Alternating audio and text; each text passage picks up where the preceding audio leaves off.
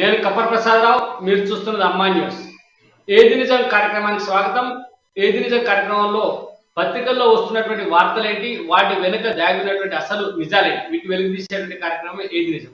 ఏది నిజం కార్యక్రమంలో ముందుగా మనం ఆంధ్రజ్యోతి దినపత్రిక చదువుదాం. ఆంధ్రజ్యోతి దినపత్రికలో ప్రధానమైనటువంటి వార్త, అంజిలయ్యకు న్యాయం అని చెప్పి ఆయన పేరు ఫోటోతో కొత్త పాస్బుక్, తప్పులు సరిచేసి జారీ చేసిన అధికారులు, ఆంధ్రజ్యోతికి రుణపడి ఉంటే అంజిలయ్య అంటూ ఒక వార్త వచ్చింది.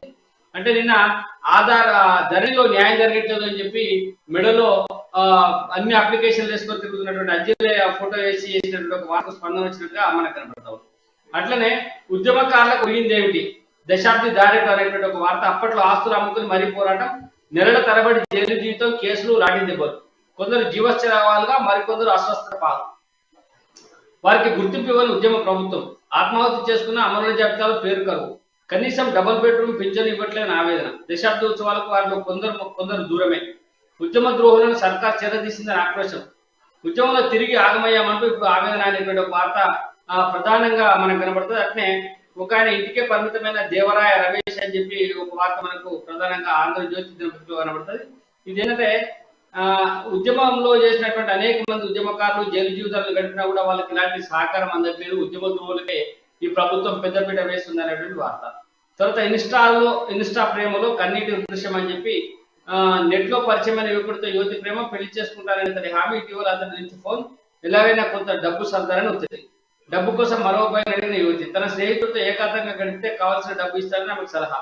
హోటల్ గదికి యువతి, అక్కడ నగ్న దృశ్యాలు, వీడియో చేసిన ఆ మిత్రుడు ఆ అబ్బాయి బ్లాక్ మెయిల్, పోలీసులు ఆచరించిన బాధ్యత. అంటే ఇది ప్రధానంగా ఇన్స్టాలో, ఫేస్బుక్ లో, తర్వాత వాట్సాప్లలో పరిచయమైనటువంటి వ్యక్తులతోటి ఏ రకమైనటువంటి ప్రమాదాలు ఉంటాయనేది సూచించడానికి ఇది ఒక ప్రత్యక్ష ఉదాహరణగా చెప్పుకోవచ్చు. ఇలాంటి అంశాలు చాలా వెలుగులోకి వస్తున్నా కూడా ఇంకా యువతలో అయితే మార్పు వస్తలేదు. చాలా మంది అమ్మాయిలు ఇలా మోసపోతున్నటువంటి సంఘటన కనబడుతుంది. కాంగ్రెస్ నమ్మితే శంకరగిరి మన్యాలే, పాలమూరు జిల్లా వేముల వద్ద జరిగిన సభలో మాట్లాడుతున్న కేటీఆర్, ఓటుకు నోటు కేసులో దొరికిన దొంగ పిసిసి చీఫ్, కాంగ్రెస్ కు అధికారం ఇస్తే పథకాలన్నిటికీ రామ్. రాష్ట్ర ఐటీ పరిశ్రమల శాఖ మంత్రి కేటీఆర్ ధ్వజం, కాంగ్రెస్ దివాళా తీసిన పార్టీ మంత్రి మల్లారెడ్డి, పారిశ్రామిక రంగంలో తెలంగాణ నంబర్ 1 శ్రీనివాసరావు. ఇవి నిన్న పాలమూరు జిల్లాలో జరిగినటువంటి ఒక మీటింగ్ లో మాట్లాడిన మాటలు. 500 నోట్ల ఉపసంహరించుకో, 2000 నోట్లు 50% మునిగి వచ్చేసాయి. ఆర్బీఐ గవర్నర్ శక్తికాంత దాస్ వెల్లడి, వరుసగా రెండోసారి రేపో రేటు యథాతథం అనేటువంటి వార్త.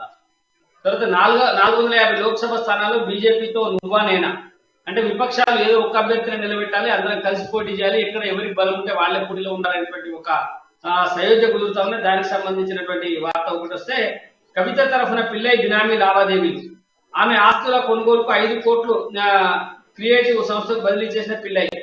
2022 ఏప్రిల్లో ఒబరాయ్ హోటల్లో కవిత విజయ్ నాయక్ సమావేశం, ప్రాథమికంగా సరిపడా ఆధారాలున్నాయి, పిల్లైకి బెయిల్ నిరాకరించిన కోర్టు అనేటువంటి ఒక వార్త. మరి కవితను ఎందుకు అరెస్ట్ చేసలేరు అనేది ఇప్పుడు పెద్ద క్వశ్చన్ మార్క్. ఇలా కవిత బినామీ పిల్లయ్యని అరెస్ట్ చేశారు, కవిత కేసులో సంబంధం ఉన్నాయని చెప్తూ, కానీ కవిత మాత్రం అరెస్ట్ అవుతలేదు. ఇది ప్రధానంగా ఆంధ్రజ్యోతిలో వచ్చినటువంటి వార్త. తర్వాత ఒక్కొక్క విచిత్రమైనటువంటి వార్త కూడా ఒకటి మనకు కనబడుతుంది. ఏంటంటే చెరువు ఎండగా ట్యాంకర్లతో పండుగ అని చెప్పి అచ్చెరువు నాని, ఇది పూర్తిగా ఎండిపోయిన నెర్రలు బారిన చెరువు. ఆ చెరువులో మూలన కొంతమేర మట్టితో కట్టలు కట్టి ట్యాంకర్లతో నీళ్లు తెచ్చి వచ్చారు. ఎందుకంటే దశాబ్ద ఉత్సవాల్లో భాగంగా ప్రభుత్వం పిలుపునిచ్చిన చెరువులో పండుగ కోసమే ఈ కడతపల్లి చెరువులో తెచ్చిపోసిన కాసిన నీళ్ల మధ్య పండుగ కార్యచేస్తారు. జగిత్యాల సారంగాపూర్ మండలంలోని బట్టుపల్లి గ్రామంలో జరిగినటువంటి దృశ్యాన్ని ఫోటోతో సహా ఆంధ్రజ్యోతి దినపత్రిక వేసింది. ఇది ఆంధ్రజ్యోతిలో వచ్చినటువంటి. ఇక ఈనాడు దినపత్రిక ఈనాడు దినపత్రికలో వచ్చినటువంటి వార్తల్ని మనం గమనిస్తే, ఈనాడు దినపత్రిక అంతా కూడా దాదాపుగా కొద్దిగా నమస్తే తెలంగాణను పోలినటువంటి విధంగానే ఉంటది. ఇందులో వేరేది పెద్దగా ఏమున్నది, బడిబాట సరే బోధించే వారేది, సర్కారు బడులో 15,000 ఉపాధ్యాయ ఖాళీలు, అయినా విద్యాశాఖ మౌనం, 12న ప్రారంభం కానున్న పాఠశాల వార్త.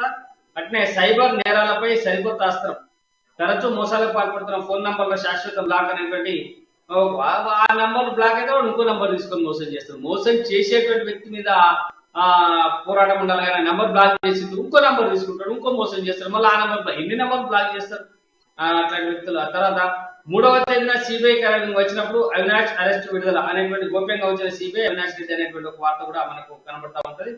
అట్లనే నిన్న SGD Corning technologies pharma glass company unit నిర్మాణానికి భూమి పూజ కార్యంలో భాగంగా సంస్థ ప్రతినిధులతో కలిసి పార్లర్తో మట్టి పోస్తున్న మంత్రి కేటీఆర్, చిత్రంలో శ్రీనివాస్ గౌడ్, గువ్వల బాలరాజు, ఎమ్మెల్యే ఆల వెంకటేశ్వర అనేటువంటి ఒక వార్త ఫోటోతో సహా. అంటే కేటీఆర్ ఫోటో లేనటువంటి వార్త ఈనాడు అసలు ఉండనే ఉండదు. ప్రతిరోజు కేటీఆర్ ఫోటో వేయాలి, వార్త ఉండాలి ఖచ్చితంగా. తర్వాత కాబోయే అమ్మలకు అండగా అంటూ వార్త 1424 జిల్లాల్లోని గర్భిణులకు పౌష్టికాహార కిట్ల పంపిణీ 6.84 లక్షల మందికి రూపాయలు 274 కోట్ల వ్యయం, 9 జిల్లాల్లో సత్ఫలితాలు రాష్ట్రపతి ఆమోదైనటువంటి ఒక వార్త.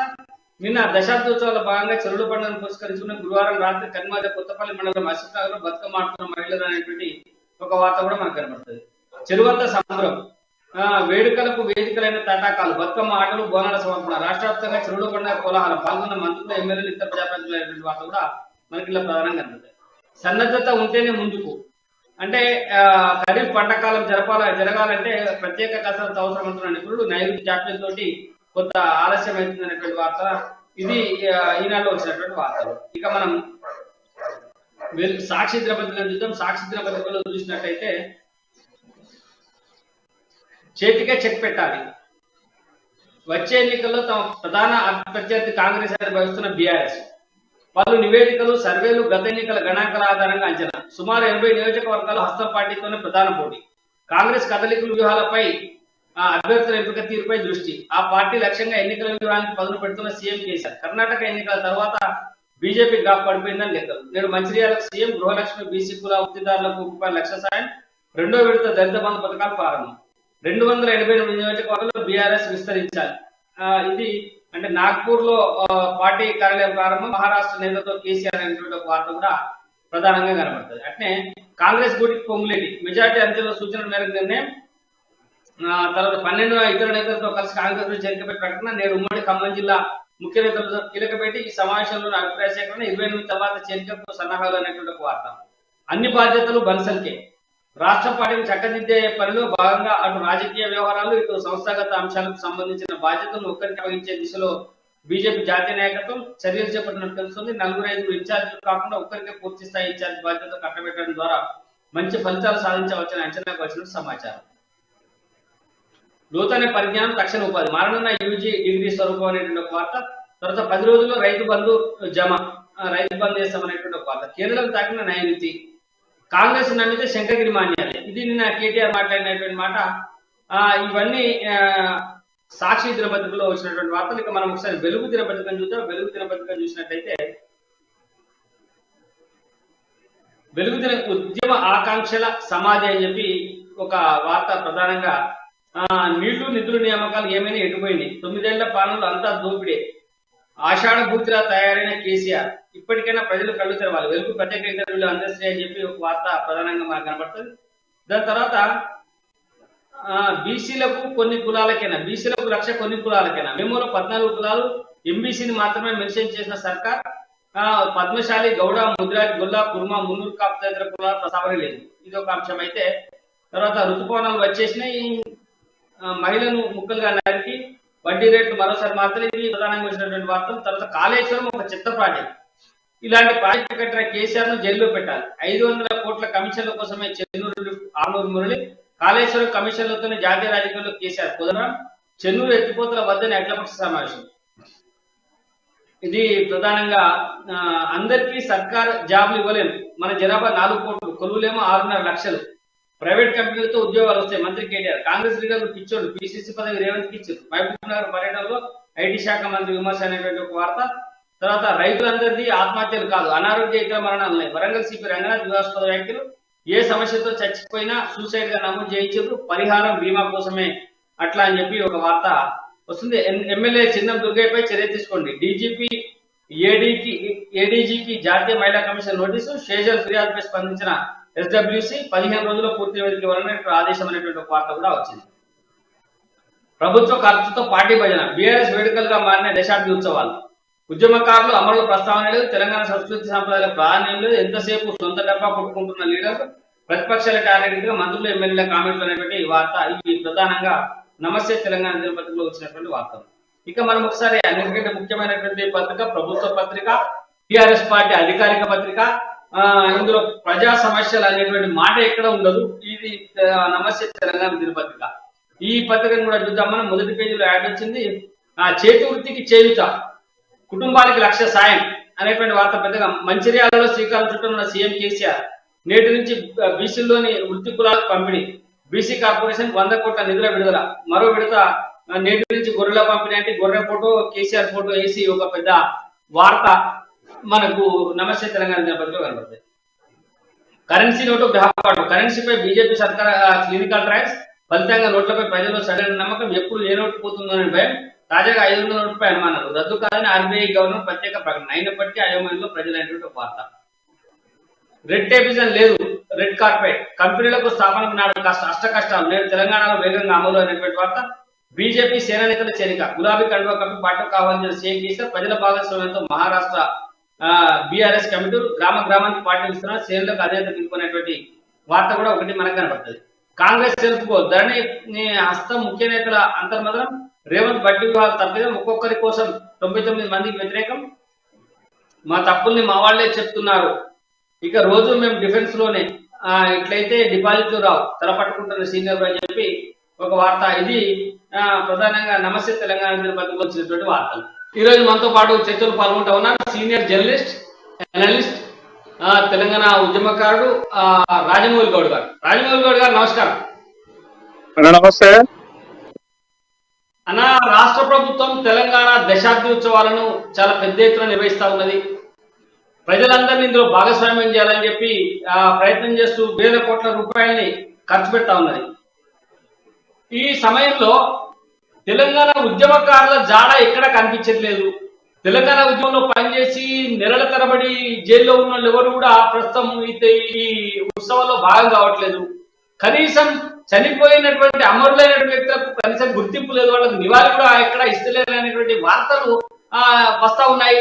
రాజమౌళి గారు ఎట్లా చూడాలి దీన్ని? నిజంగా ఇది బీఆర్ఎస్ పండుగనా లేకపోతే తెలంగాణ దశాబ్ది ఉత్సవాలా? ఏంది దీని పరిస్థితి? ఏ రకంగా అలా ఇది అందరికి నమస్తే అన్న. ఇప్పుడు మనం క్లియర్ గా అర్థమైపోయింది, వాళ్ళు టిఆర్ఎస్ అన్నదాన్ని బొందబెట్టుకుని వాళ్ళకు వాళ్ళే బొందబెట్టుకున్నారు, బీఆర్ఎస్ ని ఓపెన్ చేసుకున్నారు. సో బీఆర్ఎస్ చేసేదంతా పక్తు రాజకీయం, కమర్షియాలిటీ. సో దాని గురించి మనం పెద్దగా ఆలోచించాల్సిన అవసరం లేదు. ప్రజలకు ఆల్రెడీ తెలిసిపోయింది, ప్రజలల్లా ఒకటి వెళ్ళిపోయింది. ఇప్పుడు జీతాలకే పైసలు లేని సమయంలో ఈ దశాబ్ది ఉత్సవాలు అని చెప్పేసి మొదలు పెట్టుకొని అది కేవలం ఇప్పుడు ఎవరైతే అసంతృప్తితో ఉన్న లో క్యాడర్ నాయకులు ఉన్నారు కదా, వాళ్ళతో ఇప్పుడు పడ్డది. అంటే సర్పంచ్ల నుంచి మొదలుకుంటే ఎంపీటీసీలు, జెడ్పీటీసీలు వీళ్ళందరితోనే ఆయనకు పనిపడ్డది ఇప్పుడు. సో వాళ్ళ నుంచి పని ఎట్లా తీసుకోవాలి అంటే వాళ్ళకి ఎంతో కొంత తాయిలాలు ఇవ్వాలి. ఆ తాయిలాలు ఇవ్వడానికి కోసమే దశాబ్ది ఉత్సవాలను పెట్టుకున్నాడు. లేకుంటే 9 ఏళ్ళు పూర్తి అయినాక ఎవరైనా 10 ఏళ్ళు చేసుకుంటారా? అక్కడనే చిత్తశుద్ధి లేదు. సో దాని తర్వాత ఇంకా అంటే ఇక కొన్ని వార్తలు అయితే వస్తున్నాయి. ఈ 2000 నోట్లు బాగా బయటకు వచ్చేసేసి ప్రజలల్లో సర్క్యులేట్ అవుతుందంట. సో ఇప్పుడే మొత్తానికి పనిచేసేసేసి ప్రజలకు ఒక రకమైన బ్రైబ్నే. ఇప్పుడు చెరువులలో నీళ్ళే లేవు, చెరువు పండుగలు అంటున్నారు. తర్వాత ఇప్పుడు బతుకమ్మ కానే వాళ్ళు బతుకమ్మ ఆడుతున్నారు. ప్రపంచంలో తెలంగాణలో ఎన్నడైనా ఒక్క దసరా అంటే బొడ్డెమ్మను పెద్ద బతుకమ్మ ఆడేటప్పుడు తప్ప ఎప్పుడన్నా మన సంస్కృతి ఉందా బతుకమ్మ ఆడేది? సో ఆడవాళ్ళని పాపం బలవంతంగా మనం సోషల్ మీడియాలో కోడే కూస్తుంది. బైకులల్లో వాటర్లలో వచ్చి మైకులలో చెప్తున్నారు, మీరు ఇక్కడికి వస్తే బాగుంటది, బతుకమ్మ ఆడితేనే బాగుంటది, ఇప్పుడు మంత్రి వచ్చిండు, ఇప్పుడు ఎమ్మెల్యే వచ్చిండు. ఇగో ఈ rకంగా ప్రజలని భయభ్రాంతులకు గురి చేస్తూ స్వచ్ఛందంగా ఎవరు వస్తలేరు. సో ఇవన్నీ కేవలము డబ్బు ఖర్చు పెట్టడం మాత్రమే, బ్లాక్ మనీని ఖర్చు పెట్టుకోవాలని చెప్పేసి బ్లాక్ మనీ చేస్తున్నారు. ఇది రేపు వచ్చే ఎన్నికల ప్రభావం, ఎన్నికలకు ఇప్పుడే ముందస్తుగానే డబ్బులు ఇస్తున్నారు అని చెప్పేసి సమాచారం అందుతుంది. మరి కేంద్ర ప్రభుత్వం ఇంటెలిజెన్స్ వర్గాలు వాళ్ళు ఏం చేస్తున్నారు ఏమో వాళ్ళకి తెలుసు, అది మనం అనాల్సిన అవసరం లేదు. రాష్ట్రం ఎక్కడ పోతుంది, ఏమైతుంది, అసలు ఒక్కొక్కసారి గుండె తరుక్కుపోతుంది. నిన్న సిటీలో ఒక కార్పొరేటర్ చెప్తున్నాడు, అన్న ఆడ నీళ్ళే లేవు, మరి వాళ్ళు ఏదో చెరువు పండుగ చేస్తున్నారు. చెరువు పండుగ లేదు, గిరువు పండుగ లేదు, మందు పండుగ. చెప్పండి. పేపర్ లో ఒక ఫోటో వచ్చింది, ఒక ఊర్లో చెరువు పూర్తిగా ఎండిపోయింది, ఏం లేవు, నీళ్ళు లేవు. చిన్న ముక్కదవి చిన్న దాని చుట్టూ మట్టి కట్ట కట్టి ట్యాంకర్లతో తెచ్చి నీళ్లు నింపిరట. నీళ్లు నింపి ఆడ చెరువులో పండుగ చేస్తాము. ఏంటి ఇది? ఏమన్నా ఇందాక మీరు చెప్పారు బతుకమ్మ పండుగ ఇప్పుడు వస్తుందా అని చెప్పి నిజంగానే అడగాల్సినటువంటి అవసరం ఉన్నది ప్రభుత్వాన్ని. సంస్కృతి సంప్రదాయాలకు సమాధి కడుతున్నది ఈ ప్రభుత్వం అని అని అనిపిస్తా ఉన్నది రాజమౌళి గారు. చెరువుల పండుగ నిండుగా చెరువుల నీళ్లు ఉండి నిజంగానే ఆ చెరువుకు నీళ్లు వచ్చి ఊరంతా పండుగ చేసుకుంటే అభ్యంతరం లేదు, బాగానే ఉంటుంది. కానీ పండిన పంట అంతా రైతుల ఇళ్లలోనే ఉన్నది, వర్షాలు వచ్చి మొత్తం పంట అంతా కుట్టుకపోయింది, రైతులకు ఇప్పటికీ కొన్నటువంటి వడ్లకు డబ్బులు ఇవ్వట్లేదు. ఈ సందర్భంలో ఇంకొకటి చెప్తా ఉన్నారు, ప్రతి ఊరికి 25,000 రూపాయలు ఇచ్చిందట పండుగ చేసుకోమని. ఎందుకు? నేను మృగశిర కార్తె కదా, చేపలు తినమని, తర్వాత కోళ్ళు గొర్రెలు పోసి విందులు చేయమని ఇచ్చిండ్రంట. ఇదేంటి ప్రభుత్వం 25,000 ఇచ్చిండ్రు, కానీ వాడమంటూ పెద్ద ఊరైతే 5 లక్షలు ఖర్చు అయిపోయినాయి, చిన్న ఊరైతే 3 లక్షలు ఖర్చు అయిపోయినాయి. ఇప్పుడు ఇది ఏమైతుంది? సర్పంచుల వారేక మీరు ఇట్లా నుంచి పెడుతున్నారు, సర్పంచ్ మీరు నుంచి సారే పంపమంటే వీడు ఇస్తనే లేడని చెప్పి వీళ్ళు ఊరోళ్ళు తిట్టుకుంటారంట. ఇది సర్పంచులు ఎట్లా చేయాలి? ఇప్పటికే పడ్డ భారం అంతా మీద పడ్డది, లక్షల రూపాయలు నష్టపోయినాము, ఆ బిల్లులు వస్తలేవు. ఒకవైపు సర్పంచులు ఆత్మహత్య చేసుకునే పరిస్థితులలో ఉంటే ఈ చెరువుల పండుగ పేరుతోటి అదనంగా భారం వేయడానికి ఏ రకంగా చూడాలి అన్న? ఇందాక నేను చెప్పిన, నేను చెరువుల పండుగ ఇది దశాబ్ది ఉత్సవాల పేరిట కేవలము మందు విందు జరుగుతుంది అక్కడ. ఇటు లిక్కర్ నేను చెప్పినా కదా, ఈ సర్పంచులు అసంతృప్తి ఉన్న సర్పంచులను బుజ్జగించడానికి కోసం మాత్రమే వీళ్ళు ఈ కార్యక్రమాన్ని పెట్టుకున్నారు. ఇక మళ్ళా ఎలక్షన్స్ ముందు ఇవన్నీ తాయిలాలు ఉండే అని చెప్పేసి అప్పుడు చెకింగ్ బాగా అవుతాయి అని చెప్పేసి ఇప్పుడే అంటే పైకి చూడ మాత్రమే వీళ్ళు అంటున్నారు, ఏది 25,000 ఇచ్చిరని. లేదు, లోపల చాలా డబ్బులు పోతున్నాయి, అన్ని 2,000 నోట్లే వెళ్ళిపోతున్నాయి జనాలకి. అది మొత్తం ఊర్లో ఉన్న వాళ్ళందరికీ పండగ అయిపోయింది. ఇప్పుడు ఈ ఓటర్లు కూడా, ఓటర్ కానుడు కూడా తాగుడుకు బానిస అయిపోయి వానికి ఈ రోజు ఈ పండుగ పూట ఒక క్వార్టర్ లేకుంటే హాఫ్ దాటానికి హాఫ్, ఫుల్ దాటానికి ఫుల్ ఇచ్చుకుంటూ ఈ పండుగలు జరిపిస్తున్నారు తప్ప స్వచ్ఛందంగా ఎవరు రావడం లేదు. కేవలం తాగడానికి కోసం మాత్రమే ప్రజలు అక్కడికి వస్తున్నారు. ఇంకా మిగతా వాళ్ళు ఏంటంటే వాళ్ళకి ఇచ్చే తాయిలాడు వాళ్ళకి ఇచ్చుకుంటున్నారు. సో ఇవన్నీ అంగు ఆర్భాటాలు చేసుకుంటున్నారు. ప్రజలలో మేము ఉన్నాము, మళ్ళీ మేము రాకపోతే మీకు గతి ఉండదని చెప్పేసి ఒక రకంగా భయపెడుతున్నారు కూడా. సో ఇప్పుడు వీళ్ళు ఈ సోకాళ్ళు మినిస్టర్లు మీరు అన్నారు చూడండి, మన ఉద్యమకారులు ఎవరు విలువరు? ఉద్యమకారులు విలువరు, ఉద్యమకారులు పిలిచే ముఖం లేదు వాళ్ళకి. అయిపోయింది. ఉద్యమకారులు ఏం చేయాలో అది చేయడానికి సిద్ధంగా ఉన్నారు, అంత ఊహలే పక్కనే ఉన్నారు. సో వీళ్ళది ఇప్పుడు నడుస్తుంది రాజ్యం. రాజమౌళి గారు, దశాబ్ది ఉత్సవాలు జరుగుతూ ఉన్నాయి. 10 ఏళ్ల తెలంగాణ కళ. సరే మీరు అన్నట్టుగా 9వ ఉత్సవాన్ని 10వ ఉత్సవంగా చేసుకుంటూ మనము చిన్న ఊళ్ళలో చూస్తాం, మనం కూడా చాలా దగ్గరలో చూసినాం. వాళ్ళు 3వ తరగతి చదువుతాడు, 3వ తరగతి కాగానే 5వ తరగతి లేసారంటారు, 4వ తరగతి స్కిప్ చేస్తారు, 5వ తరగతి లేసారు, ఇప్పటి నుంచి వాడు 5వ తరగతి అంటారు కదా. మీకు అనుభవంలో ఉంటుంది, నాకు అనుభవంలో ఉంటుంది, చాలా గ్రామాలలో జరుగుతూ ఉంటాయి. అట్లనే ఇప్పుడు ఈ 9వ తరగతి చదవలే, 10వ తరగతిలో పోయింది తెలంగాణ గవర్నమెంట్. 9 స్కిప్ అంటే మనం చదువుకుంటే ఏం చెప్పాలంటే 1, 2, 7, 8, 10, 9 లేదు తెలంగాణ. ఇది ఇప్పుడు ఉత్సవాల పరిస్థితి జరుగుతాం. అయితే ఈ ఉత్సవం ఏదో ఒక రకంగా ఉత్సవం, ఎన్నికలు వస్తున్నాయని ప్రభుత్వం ఉత్సవం చేస్తుంది. డబ్బు అంతా కూడా ప్రభుత్వం డబ్బు ఖర్చు పెడుతూ గులాబీ జెండాలు, గులాబీ లీడర్లు, గులాబీ పండుగలాగా చేసేసింది. కానీ ఉద్యమకారులు మనం చూస్తే శ్రీకాంత్ గారి అసూలు బాసినటువంటి పరిస్థితి, బగబగ మండేటువంటి మంటలకు శరీరాన్ని ఆహుతి చేసి తెలంగాణ ఆకాంక్షను ఆ ప్రపంచానికి చాటి చెప్పినటువంటి వ్యక్తి. ఆయన తల్లి శంకరమ్మ గారు ఉన్నారు, ఆమె కూడా ఉద్యమంలో ఉన్నది, ఉద్యమంలో పార్టిసిపేట్ అవుతా ఉన్నది. కొడుకు చనిపోయినటువంటి బాధను దిగముంగుకుంటూ ఉద్యమంలో పాల్గొన్నటువంటి శంకరమ్మ గారు. కనీసం ఈ ఉద్యమంలో ఎక్కడన్నా ఆమె పేరు, ఆమెను పిలిచి ఆమెకు శాల్వా కప్పడమో, లేకపోతే దశాబ్ద తెలంగాణ ఉత్సవాల సందర్భంగా ఆమెను పలకరించడము, అట్లాంటిదేది చేసినటువంటి సందర్భం ఎక్కడ కనబడలేమని. ముఖ్యమంత్రి గారు తెలంగాణ ద్రోహులందరినీ, తెలంగాణ ఉద్యమకారుల పైన రాళ్లేసి తుపాకీ గుండ్లు పేల్చినటువంటి కౌశిక్ రెడ్డిని తీసుకొచ్చి ఆ ఎమ్మెల్సీ చేసి ఆయనకు ప్రగతి భవన్లో ప్రత్యేక విందులు ఇస్తున్నటువంటి పరిస్థితి మనం చూస్తా ఉన్నాం. ఎందుకు ఉద్యమకారులను పక్కన పెట్టిండ్రు? అసలు ఎందుకు ఉద్యమకారులను పట్టించుకోవట్లేదు? చాలా మంది అప్పుడు గాయాలయ పాలై, అనారోగ్యం పాలై, జీవోత్సవాలుగా బతుకుతున్నటువంటి పరిస్థితి ఇప్పటికీ ఉన్నది. నెలల తరబడి జైల్లో ఉండి ఇప్పటికీ కేసులు తిరుగుతున్నటువంటి అనేక మంది ఉద్యమకారులు మనకు అక్కడక్కడ తారసపడతా ఉన్నారు. ఎందుకు అట్లాంటి వాళ్ళని ఏం పట్టించుకోవట్లేదు ప్రభుత్వం? ఒకటే అన్న, ఇక్కడ మీకు క్లియర్ గా ఆయన ఎజెండా అర్థమైపోయింది. ఆయనకు డబ్బు ఉన్న వాళ్ళు మాత్రమే కావాలి, డబ్బు లేని వాళ్ళు అవసరం లేదు. డబ్బు ఉన్నోడు అయితే 4 పైసలు పెడతాడు ఎలక్షన్స్ లో. ఆ డబ్బులు అయినాడు ఎక్కడ? ఇప్పుడు ఉద్యమకారుల దగ్గర డబ్బులు ఎక్కడ ఉన్నాయి? ఆయన ఎక్కడి నుంచి తీసుకొచ్చి పెడతాడు? అది మెయిన్ ఎజెండా. అయితే ఇక్కడ మిగతా పార్టీలు కూడా వెనకబడిపోతున్నాయి. మరి ఆయన ఎవరైతే ఉద్యమకారులని ఆయన అనగదొక్కుతున్నాడో మిగతా పార్టీలు ఉన్నాయి కదా, మరి వీళ్ళైనా వాళ్ళని చేరదీసి వాళ్ళ ద్వారా వీళ్ళు లబ్ధి పొందామన్న ఆలోచన మరి వీళ్ళకి ఎందుకు రావడం అనేది నాకు అర్థమవుతలేదు. కానీ ఏది ఏమైనా కూడా ఉద్యమకారుల గోస ఉచ్చుకున్నాడు ప్రపంచంలో ఎక్కడ బాగుపడ్డట్టు చరిత్రలో లేదు. అది మాత్రం జరగబోతుంది. సో మిగతా పార్టీలన్నా కనీసం ఆయన చేసిన తప్పుల్ని వీళ్ళు ఎత్తుతూ చేస్తే బాగుంటది. ఇంకొక విషయం నీకు ఇక్కడ మీ దృష్టికి తీసుకురావాలనుకుంటున్నాను నేను. కేంద్ర ప్రభుత్వం కూడా ఒక ప్రేక్షక పాత్ర వహిస్తుంది. మరి ఎందుకో ఏందో నాకు అర్థమైతలేదు. ఈయనకి ఏమైనా భయపడుతున్నారా, లేకుంటే ఆయనకి తిప్పి కొడితే ఇప్పుడు 7 8 ఎంపీ సీట్లు ఉన్నాయి. రేపు మరి ఆయన వస్తాయో రావు. ఈ ఎంపీ సీట్ల కోసం వీళ్ళు భయపడుతున్నారా, లేకుంటే ఇప్పుడు ప్రజలలో ఒకటే బలంగా నాటకపోయింది అన్న. మీరు ఏమన్నా అనుకోండి, ఉద్యమకారులు, విద్యావంతులు, ధైర్యవంతులు, ఈ ప్రభుత్వాన్ని వ్యతిరేకించే వాళ్ళు, ఈ ప్రభుత్వంతో అన్యాయం పొందిన వాళ్ళు ఎట్లా ఆలోచిస్తున్నారంటే, వీళ్ళు మన కాళేశ్వరంలో 1,00,000 కోట్లు దండుకున్నాడు, దాని ప్రూఫ్స్ ఉన్నాయి. తర్వాత అటు ఢిల్లీలో లిక్కర్ స్కామ్ లో వాళ్ళ కూతురుంది, ఇటు రియల్ ఎస్టేట్ దంతాల వాళ్ళ కొడుకున్నాడు. వీళ్ళ మీద యాక్షన్ తీసుకుంటలేరు. నెక్స్ట్ అంశం మనకు ఉంది. నెక్స్ట్ అంశము మనం ఇదే మీరు చెప్పినటువంటి లిక్కర్ స్కామ్, అరెస్ట్ ఎందుకు జరగట్లేదు అనేటువంటి విషయాలపైన మనం మాట్లాడదాం. మనం ఇప్పుడు ఈ దశాబ్ది ఉత్సవాలలో ఉద్యమకారుల భాగస్వామ్యం లేకపోవడానికి గల కారణం ఏంటి? ఒకటే, ఆ ఉద్యమకారులను మనము ఇలా ఇప్పుడు యాదయ్య గారు, యాదయ్య అమరుడు ఎక్కడ పోయిండు? ఢిల్లీలో పోయి పార్లమెంట్ ముందర చెట్టుకు ఊరేసుకొని చనిపోయింది. ఎందుకంటే ఇక్కడ మీడియా రాస్తా ఉంది కానీ జాతీయ మీడియాలో తెలంగాణ ఉద్యమ వార్తలు రావడం లేదు.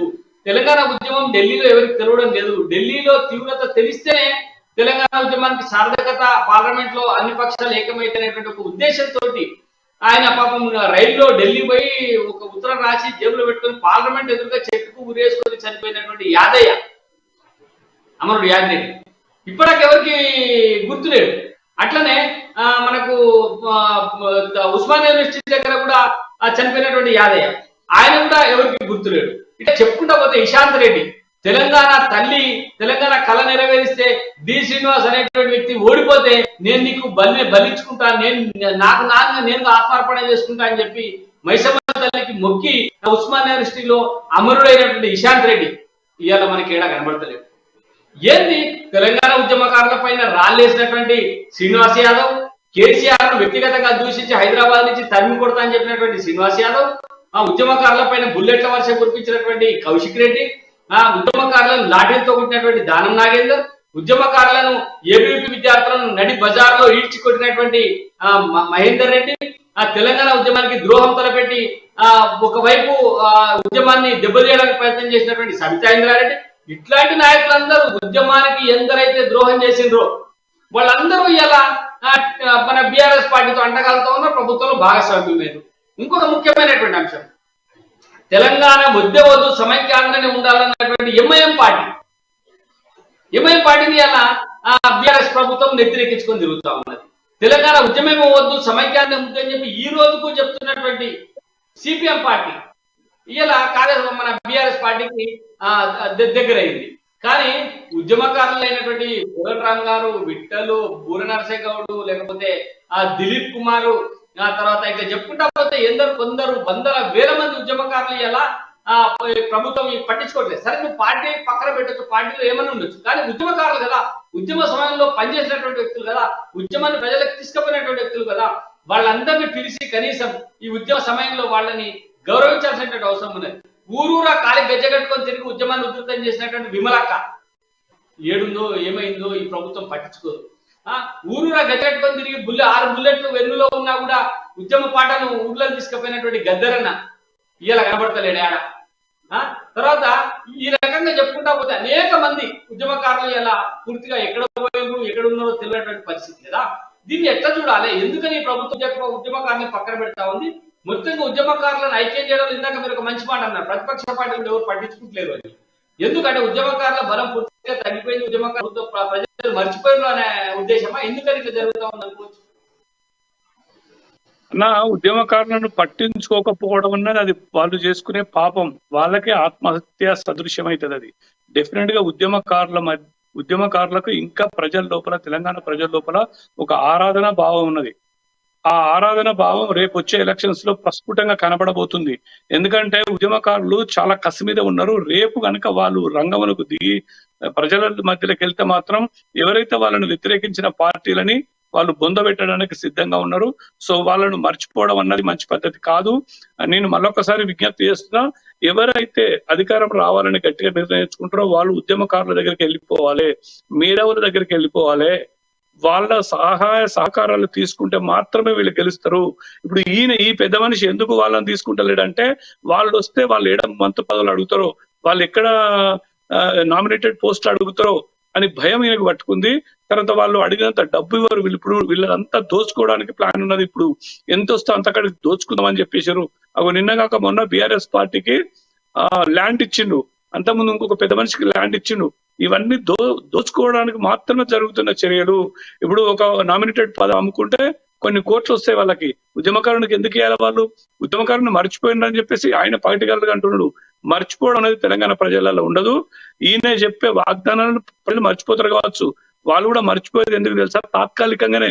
ఈయన చేసిన అబద్ధాలన్నీ వాళ్ళకి తెలుసు, ఈయన చేసిన ద్రోహం అంతా వాళ్ళకి తెలుసు. రేపు వాళ్ళ లోపల పెళ్ళుగుతున్న అగ్నిజ్వాలల మధ్యలో ఈయన కొట్టుకపోక తప్పదు.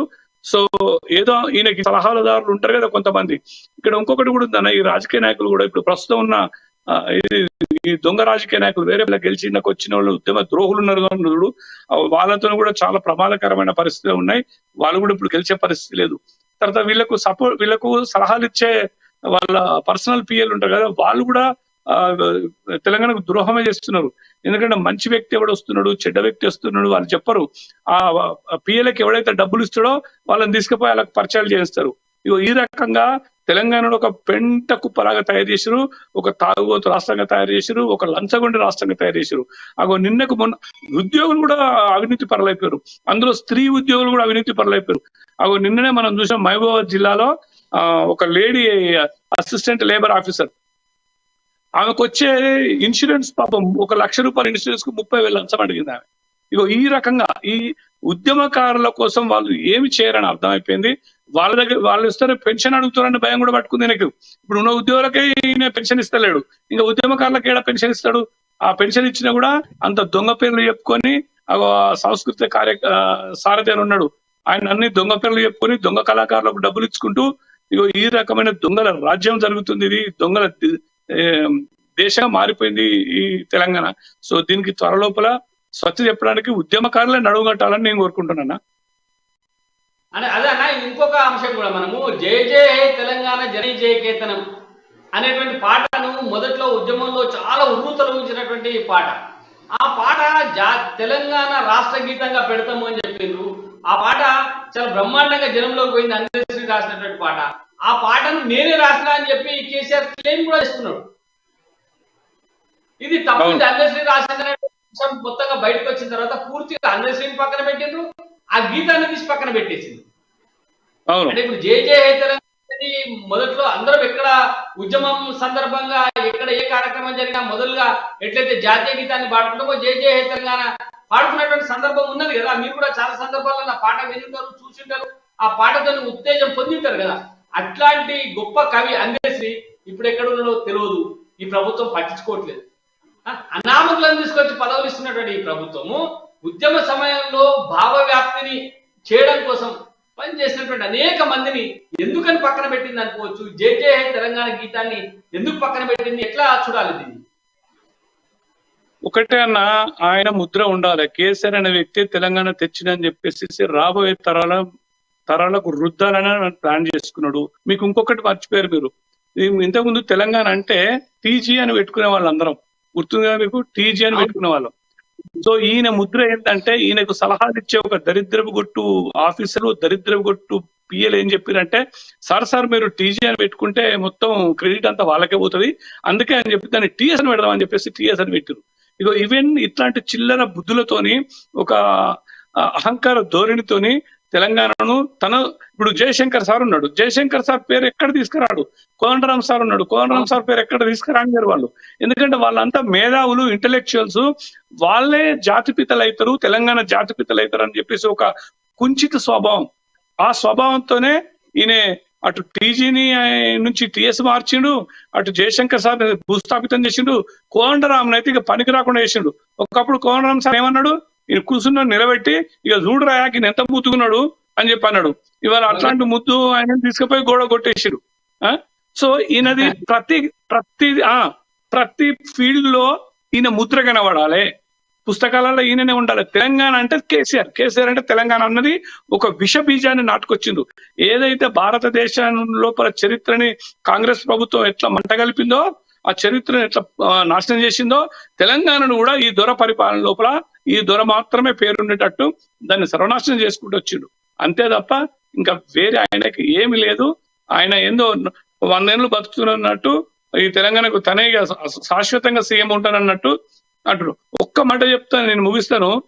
ఈయనకు నిజంగా చిత్తశుద్ధి ఉండి తెలంగాణకు జాతిపిత కావాలనుకుంటే ఇప్పటికైనా మొత్తం కట్టుబట్టలతో, మొత్తం ఆస్తి మొత్తం తెలంగాణకు ఇచ్చేసి కట్టుబట్టలతో బయటకు వచ్చేసి ఓట్లను అడగమని చెప్పు, ఆ చిత్తశుద్ధి నిరూపించుకోమని చెప్పు. ఈయన ఒకప్పుడు సిద్దిపేటలో ఫస్ట్ ఎమ్మెల్యే గెలిచినప్పుడు ఎంత ఆస్తి ఉండే, తర్వాత తెలంగాణ రాకముందు గెలిచినప్పుడు ఎంత ఆస్తి ఉండే, ప్రస్తుతం ఎంత ఉంది, ఈ ఒక్కటి చెప్తే తెలంగాణ ప్రజలకు చాలు. అది ఇంకొకటి రాజమౌళి గారు, ప్రధానంగా మనము నిజాం సంబంధించినటువంటి ఒక పీఠ విరగడైంది అనుకున్నాం గతంలో. ఆ ఉద్యమం తర్వాత నిజాము పోయిండు, స్వతంత్రం వచ్చింది, తెలంగాణ పోయి భారతదేశంలో కలిసింది, స్వేచ్ఛ వాయువులు వచ్చినాయని చెప్పి అనుకున్నాం. మీరు కూడా ఒక నిర్మాతగా నైజాం సర్కార్ కూడా సినిమా కూడా తీసిండ్రు. అసలు ఏంది నిజాం పీడ పోయిందంటే ఈ నయా నిజాం పాలన తెలంగాణలో అంటే గత పాలనను తప్పిస్తుంది అనుకోవచ్చా ఇప్పుడు? అన్న ఒక్కటి మనం ఆయన ఆ నిజామును కూడా ఉట్టిగా పొగుడుతలేడు, అది ఎంఐఎం పార్టీ సపోర్ట్ కోసం మాత్రమే పొగుడుతున్నాడు. ఆయన లోపల అసలు నిజామును కూడా భూస్థాపితం చేయాలని కంకణం కట్టుకున్నాడు. దానికి బెస్ట్ ఎగ్జాంపుల్ చెప్తాను మీకు. ఉస్మానియా హాస్పిటల్ ఉంది, దాన్ని సర్వనాశనం చేసి పడేసేసిండు. తర్వాత గాంధీ హాస్పిటల్, ఉస్మానియానా, సారీ అది మన అఫ్జల్గంజ్ ఉన్నది, అఫ్జల్గంజ్ ఉస్మానియా హాస్పిటల్ ను ఎంతో డెవలప్ చేయాలి, దాన్ని నాశనం చేసిండు. ఉస్మానియా కాలేజ్ యూనివర్సిటీ, నేను రోజు అట్లకెళ్ళి పోతా ఉంటా, మీ దగ్గరకు వచ్చినప్పుడు అట్లనే వస్తూ ఉంటా. అసలు ఒకప్పుడు ఉస్మానియాల ఆ కళనే పోయింది. ఆ యూనివర్సిటీ ఇప్పుడు దాదాపుగా కొన్ని 10ల ర్యాంక్ దిగజారిపోయింది దాని చదువు. ఎందుకంటే అక్కడ చదువుకున్న పిల్లలు ఎక్కడ టాప్ అయిపోయి నన్ను నిలదీసి అడుగుతారన్న భయం పట్టుకుంది. కాకతీయ యూనివర్సిటీని నాశనం చేసిండు, శాతవాహన యూనివర్సిటీని నాశనం చేసిండు. అంటే ఈయన అదే మన ఈ ఉస్మాన్ కు సంబంధించింది ఇప్పుడు రీసెంట్ గా 2 చెరువులను కూడా విధ్వంసం చేస్తున్నాడు రియల్ ఎస్టేట్ కోసం. సో రాను ఈ నైజాం పరిపాలన కూడా ఈయన లోపల తొక్కాలని ప్లాన్ ఉన్నాడు. అది అంటే అన్న ఇప్పుడు ఇంకొక అంశం మనము వెళ్దాము. ఇంకో అంశం ఏంటంటే, మీరు ఇందాక ఈ అంశం కూడా తీసుకొని వచ్చారు, లిక్కర్ స్కామ్ రాష్ట్రంలో దేశ స్థాయిలో పెద్ద ప్రచారమై చాలా చర్చనీయాంశమైనటువంటి అంశం లిక్కర్ స్కామ్. లిక్కర్ స్కామ్ లో అరుణ్ పిల్లై అనేటువంటి వ్యక్తికి నిన్న కోర్టు బెయిల్ నిరాకరించింది. ఆ సందర్భంగా అనేక కామెంట్లు చేసింది. ఏమంటే ఈ అరుణ్ పిల్లై అనేటువంటి వ్యక్తి కవితకు బినామీయే, కవిత 100 కోట్ల రూపాయలు లంచంగా ఆమ్ ఆద్మీ పార్టీకి ఇచ్చింది, అక్కడ డబ్బు వచ్చినటువంటి డబ్బు ద్వారా ఇక్కడ అనేక రకాల ఆస్తులు ఉన్నది, ఎక్కడెక్కడ పెట్టుబడులు పెట్టింది, అన్ని వివరాలు ఖచ్చితంగా అందులో కోర్టు నిన్న చెప్పినటువంటి అంశం మనకు స్పష్టంగా ఉంది. మరి ఎన్ని ఉన్నప్పటికీ మరి అరుణ్ పిల్లై అరెస్ట్ అయ్యి జైల్లో ఉన్నాడు, సిసోడియా అరెస్ట్ అయ్యి జైల్లో ఉన్నాడు, అనేక మంది అరెస్ట్ అయిన కొందరికి బెయిల్ వచ్చినాయి, అన్ని జరుగుతా ఉంటే మరి ఇంత పకడ్బందీగా అన్ని వ్యవహారాలలో అన్ని ఇట్లలో ఏమి ఇన్వాల్వ్మెంట్ ఉందని చెప్పి కోర్టు చెప్తున్నా కూడా ఇంకా కవిత అరెస్ట్ కావడం లేదనేటువంటి ఒక చర్చ జరుగుతా ఉన్నది. దీని వెనక కారణం ఏంటి? అసలు కవిత అరెస్ట్ అవుతుందా కాదా? ఇది కూడా మనం కేంద్ర ప్రభుత్వాన్ని ఇప్పుడు శంకించాల్సిన అవసరం వస్తుంది. ఎందుకంటే రేపు 2024 లో అసలు పార్లమెంట్ ఎలక్షన్స్ రాబోతున్న సమయంలో, తెలంగాణలో కూడా రేపు 6 నెలల ఎలక్షన్స్ రాబోతున్న సమయంలో భారతీయ జనతా పార్టీని ఎవరైతే అభిమానిస్తారో, ఎవరైతే సైలెంట్ భారతీయ జనతా పార్టీని అభిమానించే సైలెంట్ ఓటర్స్, ఇంటలెక్చువల్స్, మేధావులు, ఇప్పుడు ఆయన కేసీఆర్ ద్వారా బాధపడుతున్న ఓటర్స్ వీళ్ళందరూ మనసు లోపల ఒకటే మదనం జరుగుతుంది. కేంద్ర ప్రభుత్వం ఎందుకు వీళ్ళ మీద చర్యలు వెనకాడుతుంది? ఒక రాష్ట్ర ప్రభుత్వ అంటే భారతీయ జనతా పార్టీ రాష్ట్ర ప్రెసిడెంట్ ను ప్లస్ ఒక ఎంపీని అర్ధరాత్రి గొరగొర గుంజుకపోయి అరెస్ట్ చేసి లోపలేసిండ్రు. ఆఫ్టర్ ఆల్ ఒక ఎమ్మెల్సీని ఒక తెలంగాణ ఎమ్మెల్సీని వీళ్ళు ఎందుకు లోపలేస్తలేరు అన్నది చాలా మంది మనసులలో బలంగా నాటకపోయింది. సో ఇంత బలమైన ఓట్ బ్యాంక్ ఉన్న బీజేపీ ఎందుకు వెనకాడు వేస్తుంది? ఏదైనా లోపాయికార ఒప్పందం ఉందా? ఏదైనా వీళ్ళిద్దరి మధ్య ఇది కోయిలేషన్ జరుగుతుందా అన్నది చాలా మంది సందిగ్ధంలో ఉన్నారు. నాకు తెలిసిన ప్రొఫెసర్లు, లెక్చరర్లు వాళ్ళు నన్ను చాలా మంది అడుగుతున్నారు, ఏంటన్నా ఇట్లా చేస్తున్నారు వీళ్ళు. మాకు నాకు ఒక మిత్రుడు నా సోషల్ మీడియాలో చాలా మంది ఫాలోవర్స్ ఉన్నారు. మీకు తెలుసు, ఒక ఫ్యాక్టరీలో పనిచేసే వ్యక్తి ప్రతిరోజు ఫోన్ చేశారు, అన్న ఏందన్నా ఇది, అసలు ఏం జరుగుతుంది అంటే వాళ్ళకు అంత అవినీతి జరిగింది, ఇంత లిక్కర్ స్కామ్ చేసిన ఆమెను వీళ్ళు ఎందుకు బయటకు వదిలిపెడుతున్నారు అని చెప్పేసి. తర్వాత ఇన్ని ప్రూఫ్లు ఉన్నాయి మీకు. ఏది, ఆమె బినామీ అని తెలుసు, ఆమె ఆస్తులు తెలుసు, ఆమె ఆస్తులు కొన్నదని తెలుసు. ఇన్ని ప్రూఫ్స్ ఉన్న తర్వాత మీరు ఎందుకు లేట్ చేస్తున్నారు అన్నది ఇది $1 మిలియన్ ప్రశ్న. ఇట్లనే కనుక చేస్తే మాత్రం నిజంగా తెలంగాణలో మళ్ళీ ఇంకోటి, ఈ భారతీయ జనతా పార్టీ అధినాయకుడు, కేంద్ర అధినాయకుడు, తెలంగాణ నుంచి ఉన్న ఒక అధినాయకుడే నోరుప్పి చెప్పేసిండు భారతీయ జనతా పార్టీ 3వ స్థానం వస్తుందని చెప్పేసి. ఇగో ఇట్లాంటి లీకులు ఇవ్వడంతో ప్రజల లోపల నిరాశ మాత్రం విపరీతంగా పెరిగిపోతుంది. సో దానికి వారు ఒకసారి ఇట్లా గ్రాఫ్ బండి సంజయ్ పాపం కాలుకు బల్పం కట్టుకొని ఊరు తిరిగి ఆయన మీద అరిసింది. ఇప్పుడు ఏమంటారు చూడు, దున్నపోతు మీద పన్నీరు చల్లినట్టు అయిపోయింది మొత్తం. ఇప్పుడు గ్రాఫ్ ఒకసారి ఇట్లా పైకి వెళ్ళిన గ్రాఫ్ డబాలను పడిపోయిందట. కానీ అంటే మీరు ఆలోచన చేయండి, దీని వెనక ఏదైనా వ్యూహం ఉండొచ్చు కదా. అసలు భారతీయ జనతా పార్టీ పూర్తిగా ఏ వ్యూహం లేకుండానే పనిచేస్తుంది అనుకోవచ్చా, లేకపోతే కవిత అరెస్టును చేయకపోవడం వెనక ఏమైనా వ్యూహం లేదంటారా? అది కూడా నేను చెప్తూనే ఉన్నా. నాకున్న నాలెడ్జ్ ప్రకారం, నాకున్న విజ్ఞాన ప్రకారం, నాకున్న ఆలోచన ప్రకారం నేను చాలా మందిని కన్విన్స్ చేస్తున్నా. లేదు కేంద్ర ప్రభుత్వం అంత ఈజీగా వదిలిపెట్టదు. కేంద్ర ప్రభుత్వం దగ్గర మొత్తం డేటా ఉంది. వాళ్ళు సమయం కోసం ఎదురు చూస్తున్నారు. సమయానుకూలంగా వాళ్ళు చర్యలు తీసుకుంటారంటే కామన్ పీపుల్ ఎట్లా ఆలోచిస్తారన్నా? మనం ఆలోచించుకుంటాం. ఇప్పుడు నిజంగా కూడా ఈడీకి స్వతంత్రమైన ప్రతిపత్తి ఉంది. అమిత్ షా గారు ఆయన ఆలోచన విధానం ఆయనకున్నది. ఎందుకంటే ఈయన చేసే దోపిడీ మొత్తం వాళ్ళ దగ్గర చిట్టా ఉంది. కానీ వాళ్ళు ఎప్పుడు ఏ యాక్షన్ తీసుకోవాలో దాని ప్రకారం తీసుకుంటారని చెప్పేసి నేను ఒక్కరిని, ఇద్దరిని, ముగ్గురిని, 10 మందిని కన్విన్స్ చేస్తా. కానీ నేను లక్షల మందిని అయితే కన్విన్స్ చేయగదా. ఇప్పుడు నాకు సోషల్ మీడియాలో చాలా మంది ఫాలోవర్స్ ఉన్నారు. దాదాపుగా 5,000 మంది, ఒక 10,000 మంది ఫాలోవర్స్, దాదాపు 1,00,000 మంది దాకా ఫాలోవర్స్ ఉన్నారు. వాళ్ళందరూ నేను చెప్పలేను కదా. అప్పటికి నేను ఎన్నో వీడియోల ద్వారా వాళ్ళని ఎడ్యుకేట్ చేస్తా ఉన్నా. లేదు మనం సమయంతో వెయిట్ చేయాలి. డెఫినెట్ గా తెలంగాణకు మంచి రాబోతున్నాయి. తెలంగాణను సర్వనాశనం చేసిండ్రు ఒక కుటుంబం. సో అంటే వాళ్ళు ఒప్పుకోవడం లేదు. ఎట్లా ఒప్పుకుంటారు? ఇప్పుడు చిన్నోడు వాడు ఇది అరటి పండ్ల బండి వస్తాడు నా ఇంటి ముందు, అరటి పండ్లు అమ్ముతూ కూడా ఇదే మాట చెప్తాడు, ఏం సార్ మేము ఎక్కడ పోవాలి, ఎవరికి చెప్పుకోవాలి, మా మీద దాడులు జరుగుతున్నాయి, వాళ్ళు టీఆర్ఎస్ కార్యకర్తలు, బీఆర్ఎస్ కార్యకర్తలు మమ్మల్ని ఇది చేస్తున్నారు అంటున్నారు. సో దేనికైనా కూడా మీరు అన్నట్టు వ్యూహం ఉంది. డెఫినెట్ గా కేంద్ర ప్రభుత్వం దగ్గర వ్యూహం ఉంది. టేలా బండ్లను కూడా బీఆర్ఎస్ కార్యకర్తలు వదులుతారా మీరు చెప్పేదాని ప్రకారం? అదే టేలా బండ్లను కూడా బెదిరిస్తున్నారు, భయపెడుతున్నాడే. అంటే వాడి దగ్గర కూడా పనులు తీసుకుంటారేమో, రోజు అమ్ముతున్నారు కాబట్టి నిచ్చిపోమని చెప్పేమని అడుగుతారా? ఇక కొన్ని చెప్తే నాకే సిగ్గు అనిపిస్తుంది. మనం కవితా హృదయంతో అంటాం కదా, మన కాదేది కవితకు అనర్హం అన్నట్టు, దోపిడికి ఏది అనర్హం లేదు. సో ఇది వాళ్ళ స్ట్రాటజీ నడుస్తుంది. ఇంకా అంటే పాపం అంటే ఇట్లనే ఉంటది అన్న. పాపం పండిన రోజు ఇట్లనే ఉంటది. అది పాపం రోజు వచ్చి దగ్గర పడ్డది. అంతే అనుకోవాలి మనం, తప్పదు. ఇంకొక అంశం కూడా ఇక్కడ మనము ప్రధానంగా చర్చించుకోవాల్సిన అంశం కొద్దిగా రాజకీయం. ఎందుకంటే ఈ మధ్యకాలంలో మనం చూస్తా ఉన్నాము, టిఆర్ఎస్ పార్టీ లేదా బీఆర్ఎస్, కేటీఆర్ గాని లేకపోతే కేసీఆర్ గాని చాలా కాంగ్రెస్ మీద విరుచుకుపడతా ఉన్నారు. నిన్న ప్రభుత్వ పండుగ, ప్రభుత్వం డబ్బుతోని చేసుకునేటువంటి పండుగలలో కూడా ఈయన నోటికి వచ్చినట్టుగా మాట్లాడుతూ కాంగ్రెస్ ను బంగాళాఖాతంలో వేయండి, కాంగ్రెస్ ఓటేస్తే దరిద్రమే, మళ్ళా దళారులు వస్తారు, ధరణి పోతే దళారులు వస్తారు అనేటువంటి మాటలన్నీ మాట్లాడుతూ ఉన్నారు. ఎందుకు ఈ మధ్యకాలంలో బీజేపీ నుంచి టిఆర్ఎస్ చూపు లేదా బీఆర్ఎస్ చూపు కాంగ్రెస్ వైపు మళ్ళీ అనుకోవచ్చు, లేకపోతే బీజేపీని ఇగ్నోర్ చేయడమా, లేకపోతే కాంగ్రెస్ పార్టీని కొద్దిగా మళ్ళీ లేపి ప్రతిపక్షాల ఓట్లు చీల్చాలనేటువంటి ప్రయత్నం ఏమన్నా కనబడతా ఉంది? అంటే దీన్ని కూడా ప్రజలు బాగా అర్థం చేసుకున్నారు ఈ ఈ సంఘటనతో. ఎందుకంటే ఈయన మన నిర్మల జరిగిన సభలో కూడా కాంగ్రెస్ పార్టీని బాగా తిట్టిండు, బీజేపీని ఒక్క మాట కూడా అనలే. సో ఇది కూడా రాంగ్ మెసేజ్ వెళ్ళిపోయింది ప్రజలకి, అంటే బీజేపీ మీద రాంగ్ మెసేజ్ వెళ్ళిపోయింది అన్నట్టు. వీళ్ళిద్దరు ఒకటే అని చెప్పేసి. కానీ బీజేపీ స్ట్రాటజీ బీజేపీకి ఉంది. ఇక్కడ అంటే నా అనాలిసిస్, నాకు తెలిసిన ఇన్ఫర్మేషన్ ప్రకారం ఏం చెప్తున్నా అంటే, కేసీఆర్ కే ఒక ఇన్ఫర్మేషన్ ఉంది, ఈ కవిత మీద యాక్షన్ తీసుకునే ప్లాన్ ఉందని చెప్పేసి ఆయనకు ఒక మంచి ఇన్ఫర్మేషన్ వచ్చింది. సో దాంతో ఏం చేస్తున్నాడంటే, రాజీ పడే కార్యక్రమంలో భాగంగా బీజేపీని అనడం తగ్గించి కాంగ్రెస్ మీద విరుచుకుపడే ప్లాన్ ఒకటి పెట్టుకున్నాడు అని చెప్పేసి మనకు వచ్చిన సమాచారం ప్రకారం ఉంది.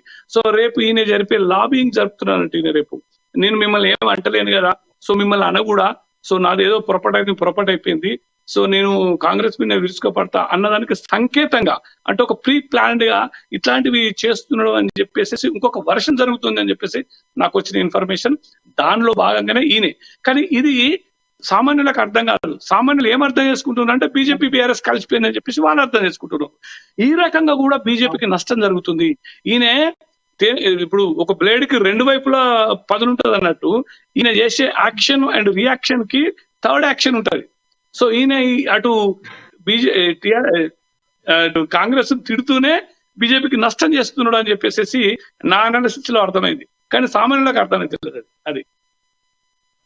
అన్న ఇంకొక అంశం రాజమౌళి గారు, ఇప్పుడు ప్రధానంగా రాష్ట్రంలో కాంగ్రెస్ పార్టీ, బీజేపీ, టిఆర్ఎస్ మూడింటి మధ్యనే పోటీ ఉన్నట్టుగా మనం స్పష్టంగా చెప్పవచ్చు. ఎందుకంటే అదే పరిస్థితి కనబడుతుంది.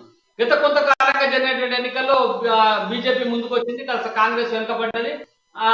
కర్ణాటక తర్వాత కొద్దిగా కాంగ్రెస్ పుంజుకున్నట్టు కనబడుతుంది. ఎక్కడ దానికి పుంజుకున్నట్టుగా అంటే ఏ ఎన్నికలు రాలేదు కాబట్టి పెద్దగా ఆధారాలు లేవు, పెద్దగా చేరికలు కూడా జరగలేదన్న. కానీ పొంగులేటి శ్రీనివాసరెడ్డి అట్లనే జూపల్లి కృష్ణారావు గారు కాంగ్రెస్ పార్టీలోనే చేరుతారు అనేటువంటి వార్తలు వస్తా ఉన్నాయి, లీక్లు వస్తా ఉన్నాయి. కానీ వాళ్ళు ఇప్పటిదాకా ఏం ప్రకటన చేయలేదు. నిజంగా వీళ్ళు కాంగ్రెస్ పార్టీ వైపు పోయేటువంటి అవకాశాలున్నాయా, లేకపోతే బీజేపీ ఇంకేమైనా వాళ్ళ ప్రయత్నం కొనసాగిస్తుంది అనుకోవచ్చు? ఇక్కడ మనం కాసేపు వాళ్ళ చేరికల సంగతి మనం కాసేపు పక్కన పెడితే, మీరు ఒక మంచి పాయింట్ లేవనెత్తారు. కర్ణాటకలో కాంగ్రెస్ గెలిచిన తర్వాత తెలంగాణ లోపల పుంజుకుంటుందా, వీళ్ళంటే మరి చేరికలు లేవు అని చెప్పేసి అంటే, వీళ్ళు ఏం ప్లాన్ లో వెళ్ళారో మీకు అర్థమైతలేదు. న్యూయార్క్ లో ప్రస్తుతం రాహుల్ గాంధీ అండ్ రేవంత్ రెడ్డి ఇద్దరు అక్కడ మంతనాలు జరుపుతున్నారు.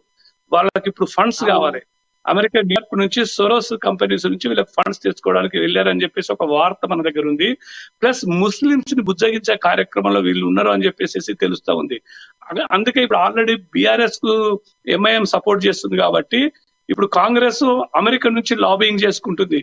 ఇప్పుడు అక్కడ ఎట్లయితే కర్ణాటకలో ముస్లింస్ సపోర్ట్ తోని కాంగ్రెస్ గెలిచింది, తెలంగాణలో కూడా ముస్లిం సపోర్ట్ తోని కాంగ్రెస్ గెలిపించుకోవాలని ఒక వ్యూహంలో ఉన్నారు వాళ్ళు. అందుకోసమే ఈ అమెరికా పర్యటన. అంటే రాహుల్ గాంధీ ఒక్కడే ప్లాన్ పోతున్నాడు, దాంతో పాటు ఈయన కూడా వెళ్ళిపోయిండు, రేవంత్ రెడ్డి కూడా వెళ్ళిపోయిండు, తెలంగాణను ముందు పెట్టాలని ప్లానింగ్ ఉన్నారు. కానీ ఇక్కడ అది పసిగట్టిన కేసీఆర్ కూడా ఈ ముస్లింస్ ని సంతృప్తి పరచడానికి కాంగ్రెస్ మీద విరుచుకుపడుతున్నాడేమో అని చెప్పేసి ఇంకొక కోణం కూడా దాగి ఉంది. సో ఇన్ని ఎత్తుకు పై ఎత్తులతోని ఇట్లాంటి కర్ణాటక ఇచ్చిన ఒక బూస్టప్ తోని ఇన్ని ఎత్తులు పై ఎత్తులు జరుగుతున్నాయి. ఇటు కాంగ్రెస్ ఇటు బీఆర్ఎస్ ఎత్తులు పై ఎత్తులు గ్రహించాల్సిన అవసరం ఇప్పుడు బీజేపీ మీద ఉంది. అది గుర్తించి వాళ్ళు కనుక మంచి అంశము తీసుకొచ్చి మైనారిటీలు అంటే ప్రధానంగా ముస్లింలకు సంబంధించినటువంటి ఐక్యత వాళ్ళ ఓట్ బ్యాంక్ ద్వారానే కర్ణాటకలో బయటపడ్డది. అదే ఇక్కడ జరగాలని కోరుకుంటున్నారు అనేది ఒకటి. అయితే ఇక్కడ మీరు అన్నట్టు బీఆర్ఎస్ పార్టీ ఎంఐఎం కంటే ఎక్కువ ముస్లింలను దగ్గరికి తీస్తా ఉంది, వాళ్ళకు సకల సౌకర్యాలు కల్పిస్తా ఉంది. అంటే ఎంఐఎంఏ ఒక్కొక్కసారి భయపడతా ఉంది, ముస్లింలు బీఆర్ఎస్ వైపు పోతారని ఇన్ని రకాల అంటే దాన్ని ఏమంటారు మన తాయిలాలు ప్రకటిస్తా ఉంది. సరే వాళ్ళ ఆర్థిక అభివృద్ధి, సంక్షేమము, విద్య, ఉపాధి వీటి మీద ఎక్కడ కాన్సన్ట్రేషన్ పెట్టట్లేదు. కానీ వాళ్ళను మతపరంగా వాళ్ళ వైపు తిప్పుకునేటువంటి కొన్ని టిప్స్ ప్రయోగించడం ఇట్లాంటివి చేస్తా ఉంది కదా. మరి ముస్లిం ఓటు ఇటు కాంగ్రెస్ పోయే అవకాశాలు ఉంటాయా? కాంగ్రెస్ ఎంఐఎం బీఆర్ఎస్ అంటే బీఆర్ఎస్ ఎంఐఎం ఒకటే అనుకున్నా, ఈ మధ్యన వాళ్ళు దోబూతులు అనేటువంటి అవకాశం ఉంటుంది కదా, ఎటు వైపు మొగ్గు చూపే అవకాశం ఉంటుంది మన దగ్గర. కర్ణాటకలోగా ఏకమొత్తంగా ఒకే వైపు లేదు. ఎంఐఎం పార్టీని ఎప్పుడు నమ్మరాదు, నమ్మవద్దు, నమ్మాల్సిన అవసరం కూడా లేదు. ఎందుకంటే రాజశేఖర రెడ్డి ఉన్నప్పుడు వాళ్ళు MIM party Rajasekhara Reddy support చేశారు, తెలుగుదేశం పార్టీ ఉన్నప్పుడు ఆయనకు సపోర్ట్ చేశారు, అదే అప్పుడు సపోర్ట్ చేశారు.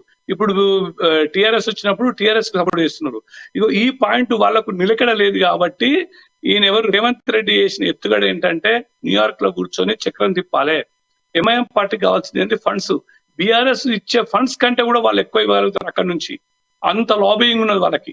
ఎందుకంటే కాంగ్రెస్ అనే పేరే ఉంది, అందులో రాహుల్ గాంధీ ఉన్నది కూడా అందుకే అక్కడ. సో ఆయన లాబింగ్ ఎక్కువ పనిచేటట్టుంది. అందుకోసమే నేను పదే అంటున్నా, ఇటు వాళ్ళ ఎత్తుగడని పసిగట్టింది కేసీఆర్ ముందుగాల. అందుకో ఆయన నష్ట నివారణ చర్యలుగా ముందే కాంగ్రెస్ ని బదనం చేస్తున్నాడు ఇక్కడ. రెండో పాయింట్, గుర్తించాల్సిన అవసరం బీజేపీకే ఉంది. అఫ్ కోర్స్ నేను బీజేపీకి లేదని అనుకోను. కేంద్ర ప్రభుత్వం ఆల్రెడీ వాళ్ళ దగ్గర ఇంటెలిజెన్స్ రిపోర్ట్ ఉంటుంది, వాళ్ళు తీసుకుంటారు.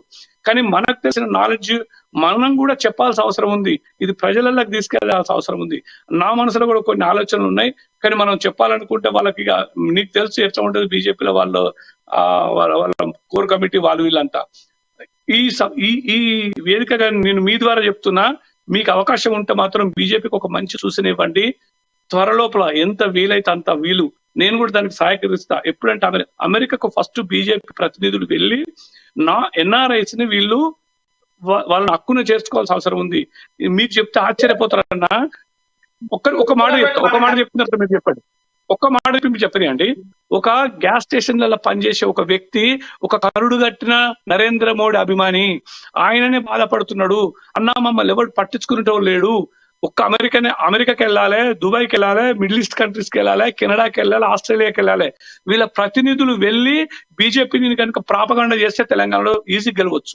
మీరు చెప్పండి. అయితే మీరు చెప్పింది కరెక్ట్. అయితే రాహుల్ గాంధీ గారు పోయిన జాతీయ స్థాయిలో ఒక చక్రం తిప్పడానికి, జాతీయ స్థాయిలో ముఖ్యంగా ఫండ్ రైజింగ్ కోసం, వాళ్ళ మద్దతు కోసం ప్రయత్నం చేస్తామని ఏ రాజకీయ పార్టీ అయినా చేసే దాంట్లో పెద్ద తప్పుపడాల్సినటువంటి అవసరం లేదు. రాహుల్ గాంధీ గారి పర్యటన కూడా కొద్దిగా సక్సెస్ గా కనబడతా ఉంది, ఎందుకంటే చాలా మంది కలిసి. అయితే తెలంగాణ విషయానికి వచ్చేసరికి ఇందులో ఇంకొక అంశం కూడా ఉంది. సేమ్ టైంలో మన ఎమ్మెల్సీ ఎక్సలెన్సీ రామచంద్రరావు గారు కూడా సేమ్ అదే అమెరికా పర్యటనలో ఉన్నాడు. అక్కడ కొంతమంది ఎన్ఆర్ఐ పార్టీకి సంబంధించిన అభిమానుల్ని, ఏబీపీలో ఇక్కడ పనిచేసిపోయి అక్కడ ఉండి అనేక రకాల వ్యాపారాలు చేసుకునేటువంటి వ్యక్తులు, వీళ్ళందరినీ కూడా ఒక దగ్గర సంఘటిత పరిచి వాళ్ళందరితోటి మాట్లాడి బీజేపీకి అనుకూలంగా ఒక ప్రయత్నం అయితే జరిగింది. సరే, రాహుల్ గాంధీకి కౌంటర్ గా ఈయన పోయిండు అని చెప్పి నేను చెప్పట్లేదు, కానీ మీరు చెప్పినట్టుగా ఎవరు పోతున్నారు అక్కడికైనా ఈ ప్రయత్నం ఒకటి జరిగింది. చాలా మంది బీజేపీ అభిమానులు కూడా రామచంద్రరావుతో కలిసి మాట్లాడుకున్నారు. ఇక్కడ ఏ రకమైనటువంటి వ్యూహం అవలంబించాలనే దాని పేరు కూడా చర్చలు జరిగినట్టుగా తెలుసాను. సరే, అంతా ఇంటర్నల్, బహిరంగంగా మనం అనేక విషయాలు మాట్లాడతాం, కానీ ఇంటర్నల్ గా ఒక ప్రయత్నం అయితే జరుగుతుంది అనడానికి ఇది ఒక అంశాన్ని నేను మీ ముందు ఉంచుతాను. ఇంకొకటి కూడా రాజమౌళి గారు, తెలంగాణలో ఎన్ఆర్ఐల ప్రభావం ఉంటుందని చెప్పి ఎందుకు అనుకుంటున్నారు? 100% ఉంటదన్నా, 100% ఉంటది. ఎందుకంటే మీరు తెలంగాణ అభిమానులు తక్కువ అంచనా వేశారు. తెలంగాణ రాకముందు కేసీఆర్ వెంట నడిచిన వాళ్ళందరూ ఇప్పుడు తెలంగాణకు అగెనెస్ట్ అయ్యారు. అంటే మాక్సిమం చదువుకున్న వాళ్ళంతా, ఇప్పుడు అమెరికాలో ఉన్న వాళ్ళంతా చదువు రాని వాళ్ళు అమెరికాకు పోలే, మాక్సిమం చదువుకున్న వాళ్ళు, తెలివిగల వాళ్ళు, అప్పుడు తెలంగాణ కోసం కొట్లాడిన వాళ్ళు. ఎప్పుడైతే ఈయన ఒంటొద్దు పోకడ ఒకే కుటుంబ పాలన అయిందో వాళ్ళందరూ మెల్లమెల్లగా దూరం అవుతున్నారు. ఎందుకంటే వాళ్ళకి ఇక్కడ భూములు ఉన్నాయి, వాళ్ళకు కుటుంబాలు ఉన్నాయి. ఆ ధరణి అనే ఒక దరిద్రంతో వాళ్ళ భూములు గుంజుకున్న వాళ్ళు ఉన్నారు. సో వాళ్ళకు రాని కష్టాలు లేవు, వాళ్ళు పడని పాటలు లేవు, వాళ్ళ తల్లిదండ్రులు ఇబ్బంది పడుతున్నారు. ఇవన్నీ ఆస్పెక్ట్స్ ఉన్నాయి అన్నట్టు. సో అందుకోసమే వాళ్ళు కూడా పాపం డబ్బులు పంపిస్తారు ఇక్కడికి, ఆ డబ్బులు దోపిడీ జరుగుతుంది ఇక్కడ. ఈ బీఆర్ఎస్ కార్యకర్తలు వాళ్ళని బెదిరిస్తున్నారు, వాళ్ళ భూములు ఉన్న కాడ వాళ్ళు గుంజుకుంటున్నారు. ఆ వాళ్ళ తల్లిదండ్రులు ఇక్కడ ఎంత బాధపడుతున్నారో నాకు తెలుసు, అవన్నీ నేను ప్రత్యక్షంగా చూసినా కాబట్టి. సో అందుకోసమే తెలంగాణను, ఎన్ఆర్ఐని మీరు ఎప్పుడు తక్కువ అంచనా వేయద్దు. ఇప్పుడు గల్ఫ్ కంట్రీస్ లో ఒక్కొక్క కుటుంబం బ్యాకు ఒక 10 ఓట్లు ఉంటాయి దాదాపుగా. అంటే ఒక వ్యక్తి దుబాయ్లో ఉంటే ఆయన అత్తగారి తరఫున, ఆయన భార్య తరఫున అటు ఒక 5 ఓట్లు, ఇటు ఒక 5 ఓట్లు, 10 ఓట్ల ప్రభావం పడుతుంది అక్కడ. ఇగో ఇది బాగా ఆలోచించాలి. ఇది ఎన్ఆర్ఐ పాలసీ ఇస్తా అని తప్పించుకున్న బీజేపీకి ఇది ఒక టిఆర్ఎస్ కు ఇది ఒక గొడ్డలు పెట్టు. దీన్ని వీళ్ళు అడ్వాంటేజ్ తీసుకోవాలని చెప్పేసి నేను మీ ద్వారా నేను వాళ్ళకు ఒక గైడెన్స్ ఇస్తున్నా, ఒక అడ్వైజ్ ఇస్తున్నా. అంటే వాళ్ళకు ఇంకొకటి, ఈ రాజకీయ పార్టీలకు కూడా రీసెర్చ్ అండ్ డెవలప్మెంట్ విభాగం ఒకటి ఉంటే బాగుంటదేమో, అది కూడా మీరు చెప్పండి మన బీజేపీకి. సో ఇది ఆలోచించమని చెప్పండి. అండ్ ఎస్పెషల్ గా అంటే రామచంద్రరావు గారు అంటే మీరు అన్నట్టు ఎమ్మెల్సీ రామచంద్రరావు గారు పోయిండ్రంటే ఆయన ఇప్పుడు అధ్యక్ష వారు పోయింది వేరుంటది, వారు పోయిందని కొంచెం తేడా ఉంటది. అట్లాంటిది ఏమైనా ఉంటే వాళ్ళకు సలహా ఇవ్వండి. ఓకే ఓకే రాజమౌళి గారు, ప్రధానంగా ఎన్ఆర్ఐలు కూడా తెలంగాణ ఉద్యమంలో ప్రముఖ పాత్ర పోషించినటువంటి పరిస్థితి ఉంది. అప్పుడు తెలంగాణ డెవలప్మెంట్ ఫోరం పెట్టి అనేక ఉద్యమానికి నిధులు సమీకరించారు, ఉద్యమంలో పార్టిసిపేట్ అయినారు. ఇక్కడికి వచ్చి విదేశాల్లో కూడా తెలంగాణ భావ వ్యాప్తిని చేయడం కోసం వాళ్ళు అనేక రకాల ప్రయత్నం చేశారు. అట్లాంటి వాళ్ళ ప్రభావం తెలంగాణలో ఉంటది అనడానికి ఏమాత్రం సందేహం లేదు. అయితే అనేక రకాల ప్రయత్నాలు అన్ని రాజకీయ పార్టీలు చేస్తా ఉన్నాయి. అటు కాంగ్రెస్, ఇటు బీజేపీ, అటు బీఆర్ఎస్ పార్టీ అనేక రకాల ప్రయత్నాలు చేస్తా ఉన్నాయి. కానీ ప్రభుత్వం బీఆర్ఎస్ చేతుల్లో ఉండడం వల్ల నిధుల సమీకరణ చాలా ఈజీగా అవుతుంది. ప్రభుత్వ నిధులతో పార్టీ ప్రచారాన్ని చేసుకుంటున్నటువంటి అంశం మనకు స్పష్టంగా తెలుస్తా ఉంది. ఒక ఏడాది ముందే కోయిల ముందే కూర్చున్నట్టుగా ముందే దశాబ్దోత్సవాల పేరుతోటి ప్రభుత్వ ధనాన్ని పార్టీ ప్రచారానికి వెచ్చిస్తున్నటువంటి పరిస్థితిగా మనకు కనబడతాం. ఇది ఈ రోజు ఏదిరిజం కార్యక్రమం. ఈ కార్యక్రమంలో పాల్గొన్నటువంటి రాజమౌళి గారికి ప్రత్యేకంగా ధన్యవాదాలు. రేపటి ఏదిరిజం కార్యక్రమం మళ్ళీ కలుద్దాం. అంతవరకు సెలవు, నమస్తే.